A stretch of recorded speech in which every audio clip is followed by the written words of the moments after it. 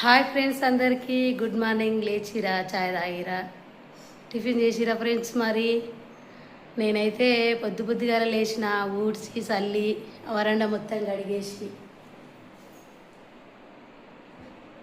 ఇక వరండా అయితే కడిగేసి స్నానం అయితే అయ్యింది. అలా పొద్దుగాల స్నానం అయ్యిందని అంటే ఈరోజు అయితే శ్రావణ మాసం మంగళవారం కాబట్టి ఎల్లమ్మకైతే ఒక్క పొద్దు ఉండాలి.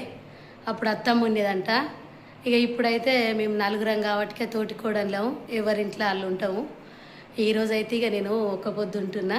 పొద్దుకులు ఉపవాసం ఉండి 5 గంటల దాకా మళ్ళీ స్నానం చేసుకొని దేవుని పూజ మంచిగా కడుక్కొని దేవునికి నైవేద్యం వండి పెట్టి కొబ్బరికాయ కొట్టి ఒక్క పొద్దు ఇవ్వాలి ఫ్రెండ్స్. మరి అందు గురించే చేసే పనులు కూడా ఉంటాయని పొద్దుగాల స్నానం అయితే అయ్యింది.